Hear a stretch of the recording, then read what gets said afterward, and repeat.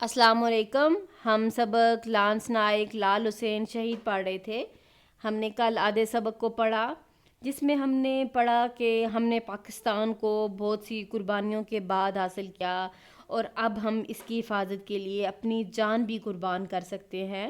اور اس کے بعد ہم ستمبر 1965 کی جنگ کے بارے میں پڑھ رہے تھے کہ کس طرح لانس نائک لال حسین شہید نے بہادری کا مظاہرہ کیا اور وہ اپنی پلاٹون کے ساتھ دشمن کی طرف بڑھ رہا ہے اور وہاں سے اپنی چوکی آزاد کرانے کی اس کی کوشش ہے.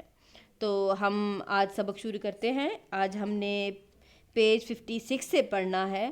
تو ہم سبق پڑھتے ہیں.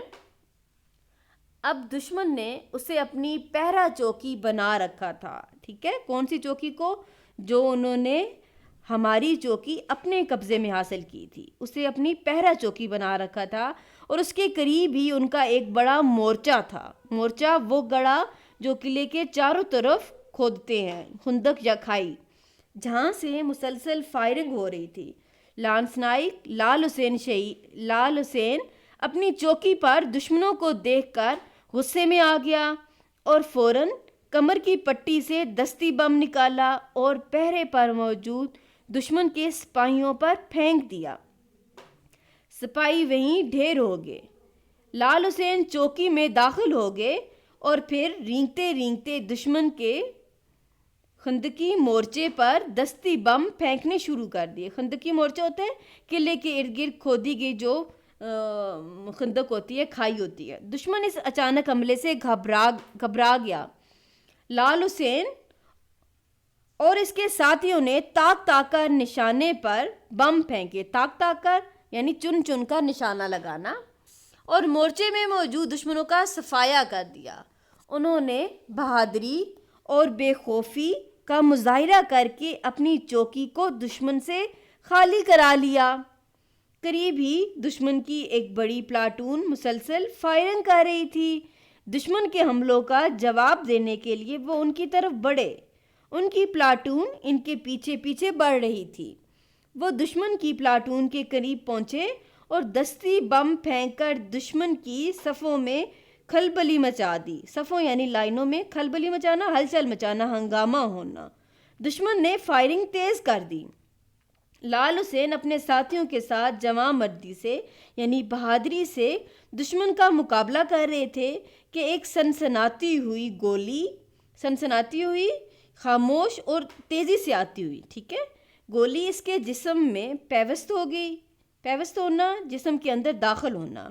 وہ بری طرح زخمی ہوئے مگر انہوں نے ہمت نہ ہاری. ان کے زخموں سے خون فوارے کی طرح نکل رہا تھا مگر وہ مسلسل آگے بڑھ رہے تھے. ان کی اور ان کے ساتھیوں کی جرأت کے نتیجے میں دشمن کے قدم اکھڑ گئے اور وہ بھاگ کھڑا ہوا. لال حسین کے ساتھیوں نے ان کی آواز سنی. دشمن ختم ہو گیا. خون بہہ جانے سے لال حسین کی حالت بگڑ چکی تھی. بالآخر زخموں کی تاب نہ لاتے ہوئے یعنی زخم برداشت نہ کر سکتے ہوئے وہ گر پڑا. ان کے ساتھیوں نے انہیں فوراً اٹھایا اور مرہم پٹی کے لیے واپس لانے لگے مگر زخم اپنا کام کر چکے تھے. لانس نائک لال حسین شہید کی روح جسم خاکی سے پرواز کر گئی. موت کے وقت اس کے آخری الفاظ یہ تھے: اللہ تیرا شکر ہے، میں نے اپنا فرض پورا کر دیا. لانس نائک لال حسین شہید نے فرض شناسی اور جرأت و بہادری کی جو مثالیں پیش کی. فرض شناسی ہوتا ہے اپنے فرض کو پہچاننا، سمجھنا. قوم اسے کبھی فراموش نہیں کر سکے گی. فراموش کرنا، بھول جانا، خیال میں نہ رہنا. جرأت کے اس اعلیٰ کارنامے پر حکومت نے اسے تمغۂ جرأت دیا. اللہ ایسی نیک روحوں کے درجات بلند فرمائے. آمین ثم آمین. اوکے کلاس، اللہ حافظ.